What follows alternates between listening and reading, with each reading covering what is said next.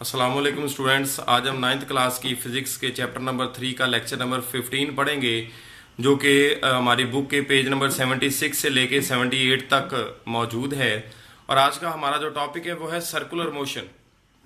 Circular motion किसको कहते हैं? Motion in a circle. अगर कोई बॉडी सर्कल में मोशन कर रहा है तो उसकी मोशन को हम सर्कुलर मोशन कहेंगे। सर्कुलर मोशन जो है वो बताते हैं खुद, जस्ट एक शॉर्ट क्वेश्चन है, इसके मुतालिक और कुछ बातें जो है वो आज हम पढ़ते हैं। जब कोई बॉडी सर्कुलर मोशन कर रहा होता है तो अगर हम किसी सर्कल में, फॉर एग्जांपल एक स्ट्रिंग के साथ अटैच किए गए एक मैस को अगर हम सर्कल में इस तरह रोटेट करें, अगर हम रोटेट करते करते स्ट्रिंग को छोड़ दें तो वो बॉडी फौरन सर्कुलर मोशन छोड़ेगा और लीनियर मोशन करता हुआ वहां से उस सर्कल से बाहर निकल जाएगा। मतलब ये हुआ कि जब तक हमने उसको पकड़ा हुआ तब तक वो सर्कुलर मोशन करता है। तो यहां से हम ये भी कह सकते हैं कि कोई भी बॉडी सर्कुलर मोशन करना ही नहीं चाहता, उसको मजबूर किया जाता है। तो किसी भी बॉडी को सर्कल में मजबूर करने वाली जो फोर्स होती है उसको हम बेटा नाम देते हैं सेंट्रीपिटल फोर्स का। सेंट्रीपिटल फोर्स वो फोर्स है जो किसी बॉडी को सर्कल में मूव करवाती है, करने पर मजबूर करती है। इसको हम FC से डिनोट करते हैं। The force that keeps a body moving in circle is called centripetal force. It is denoted by FC. वो फोर्स जो किसी बॉडी को सर्कल में मूव करने पर मजबूर करती है उसको हम सेंट्रीपिटल फोर्स कहते हैं। और जब कोई बॉडी सर्कल में मूव कर रहा होता है, यानी उस बॉडी पर सेंट्रीपिटल फोर्स एक्ट कर रही होती है, तो उस बॉडी में जो एक्सेलरेशन प्रोड्यूस होता है उसको हम नाम देते हैं सेंट्रीपिटल एक्सेलरेशन का। तो सेंट्रीपिटल एक्सेलरेशन वो एक्सेलरेशन है जो सेंट्रीपिटल फोर्स की वजह से पैदा होता है। The acceleration produced due to centripetal force is called centripetal acceleration. It is denoted by AC। A for acceleration, C for centripetal.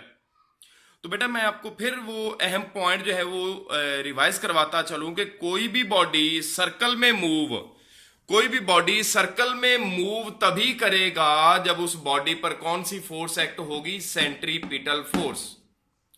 यानी हम यूं भी कह सकते हैं कि जब कोई बॉडी सर्कल में मूव कर रहा होगा तो पक्की बात है कि उसको कहीं ना कहीं से सेंट्रीपिटल फोर्स जो है वो मिल रही होगी, जो कि उसको सर्कल में मूव करवा रही है। जब तक नेसेसरी सेंट्रीपिटल फोर्स मिलती रहती है वो बॉडी सर्कल में मूव करता रहता है, और जब रिक्वायर्ड सेंट्रीपिटल फोर्स से कम हो जाती है सेंट्रीपिटल फोर्स तो वो बॉडी सर्कुलर मोशन छोड़ेगा और बिल्कुल सीधी लाइन में मूव करता हुआ सर्कल से बाहर निकल जाएगा।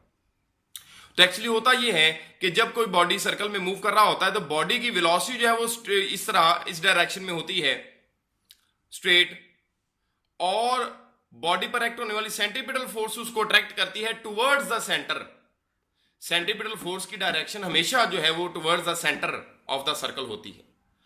तो बॉडी की कोशिश है कि वो इस डायरेक्शन में मूव करे, सेंट्रीपिटल फोर्स उसको अट्रैक्ट करती है इस डायरेक्शन में, तो एट द रिजल्ट बॉडी जो है वो सर्कल में मूव करता रहता है जब तक उस पर एक नेसेसरी सेंट्रीपिटल फोर्स उस बॉडी को मिलती रहती है।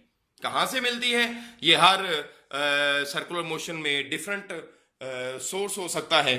फॉर एग्जाम्पल हमारे पास एक एग्जाम्पल है जी, stone tied to one end of a string rotating in a circle.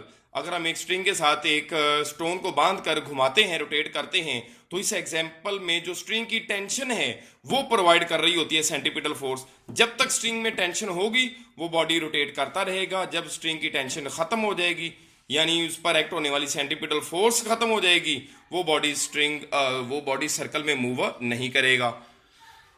एक और एग्जांपल है, the moon revolves around the earth. चांद जो है वो जमीन के गिर्द गर्दिश करता है।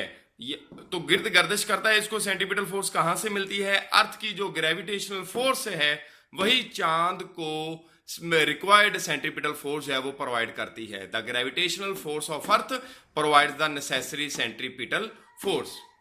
तो उसके बाद इसकी एक्सप्लेनेशन है सेंट्रीपिटल फोर्स की।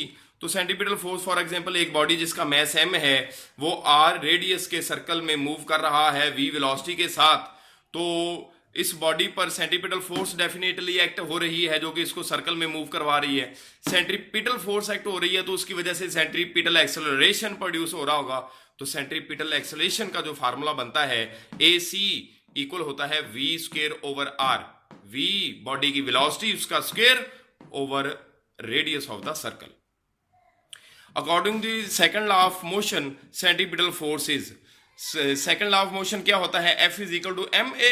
और जब हम बात करते हैं सेंट्रीपिटल फोर्स की तो F की जगह पे आ जाएगा FC, यानी centripetal force is equal to M, और A की जगह पे कौन सा आ जाएगा, AC सेंट्रीपिटल एक्सेलरेशन। यानी वो बॉडी सर्कल में मूव कर रहा है, लिहाजा फोर्स जो है वो भी सेंट्रीपिटल होगी और एक्सेलरेशन जो है वो भी सेंट्रीपिटल होगा।